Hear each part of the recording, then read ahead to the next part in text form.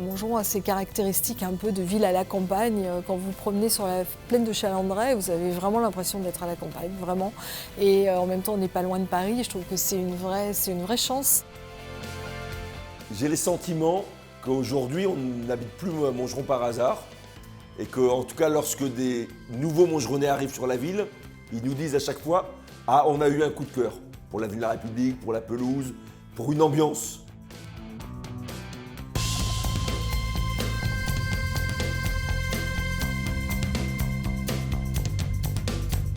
Tous les services de la mairie ont continué de fonctionner, tous. L'incidence de cette crise sur nos projets, évidemment, il y en a eu une, puisque les entreprises ont été fermées plusieurs mois. On a pris énormément de retard. Certains projets, notamment bâtimentaires, ont dérapé de 1 an, voire 1 an et demi. Tout ça a mis beaucoup de temps à se normaliser avant que nous arrive la crise énergétique. Nous devons faire face à une augmentation assez importante des prix de l'énergie. Et ça, il va falloir qu'on l'absorbe aussi dans les années qui viennent. Alors fort heureusement, on ne part pas d'une feuille blanche. On a déjà au niveau de la ville changé les chaudières, isolé les bâtiments. Nous travaillons avec l'agglomération pour le déploiement de la géothermie qui nous permettra d'être beaucoup plus résilients, c'est-à-dire de ne plus subir les chocs liés aux énergies fossiles. Nous avions commencé à mettre en LED depuis 6 ans l'éclairage public, puisqu'on sait que la LED consomme 10 fois moins que les ampoules à sodium.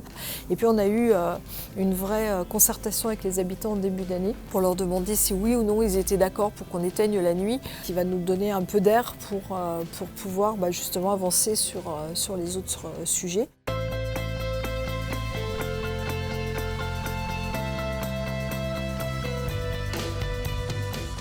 Nous avons eu un premier mandat qui était très axé autour de l'espace public, de la requalification de voirie qui était vraiment très mal en point.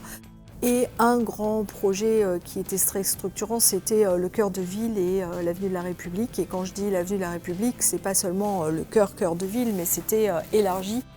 Aujourd'hui, cette phase est terminée.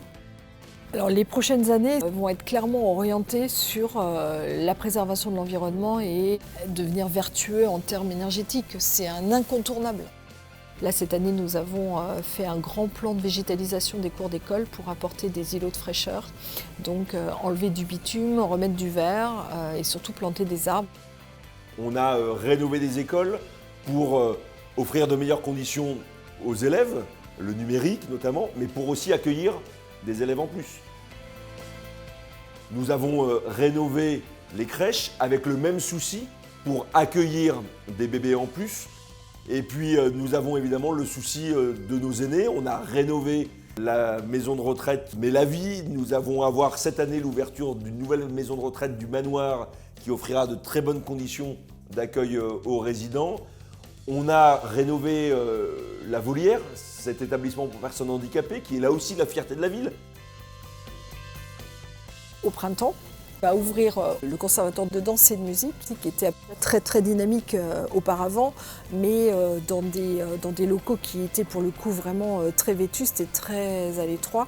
Je pense que ça va vraiment permettre d'accueillir plus d'enfants.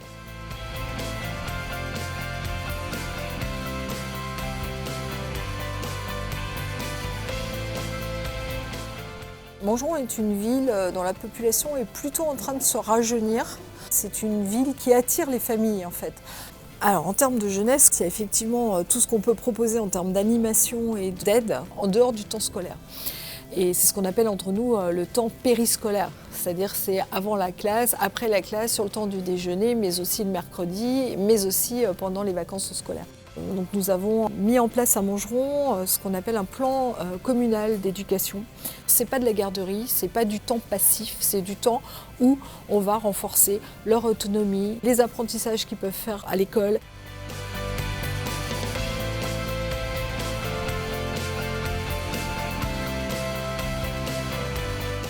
Le service public, c'est pour moi essentiel, surtout à l'échelle d'une ville, parce que c'est ce qui nous permet de vivre ensemble. Et par exemple, à l'échelle de la ville, on a créé un guichet unique pour toutes les opérations, service public, état civil, crèche, école.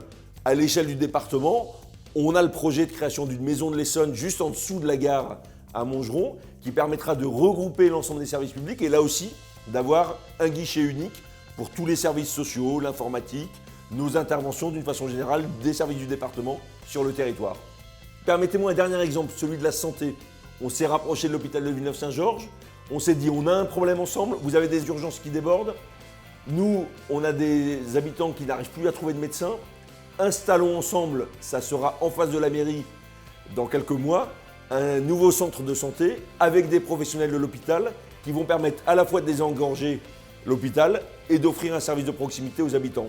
Il faut, dans ces contextes de contraintes budgétaires, qu'on se réinvente toujours pour, avec les moyens dont nous disposons, continuer à rehausser le service public.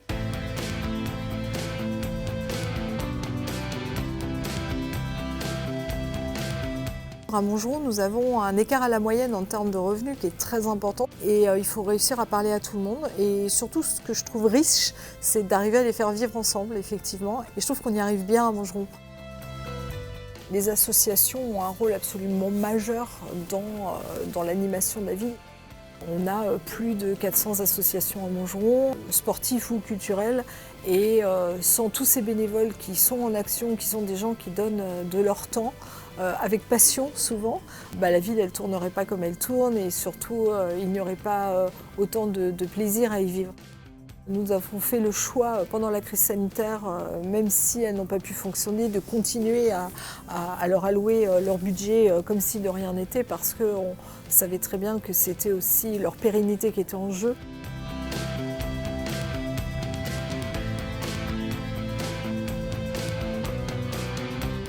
Lorsqu'on gère une ville, on doit se préoccuper de chaque habitant.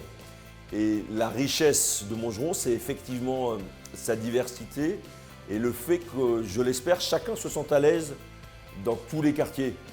On a supprimé beaucoup de feux avec l'idée d'apaiser la circulation et de faire en sorte que les piétons, les cyclistes, les automobilistes reprennent l'habitude de circuler, de s'approprier la ville ensemble. J'ai le sentiment que ça marche pas trop mal, même bien.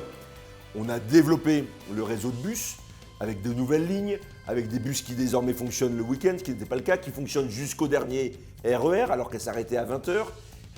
Il y a la question du RER qui évidemment est un grand sujet de mécontentement de nos concitoyens. On a pris les décisions avec la région en 2016. Les premières nouvelles rames du RER vont arriver fin 2023, début 2024.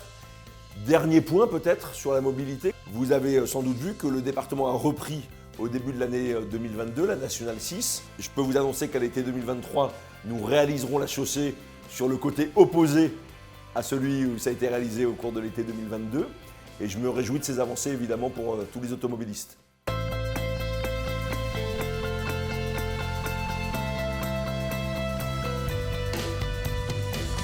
Ça fait maintenant 8 ans que nous sommes élus à Montgeron. Et lorsqu'on est citoyen, je pense qu'on voit des travaux, des réalisations dans la ville et on se dit, ça veut dire quoi? Nous, on a un plan qui est un plan sur plusieurs années, plus d'une décennie même. Et j'espère qu'aujourd'hui, nos concitoyens mesurent la cohérence de l'ensemble et voient les différents éléments du puzzle. Jamais on arrive au bout de ce qu'il y a à faire dans une ville. Donc moi, je pense que je peux décliner pour 100 ans tout ce qu'il faut faire.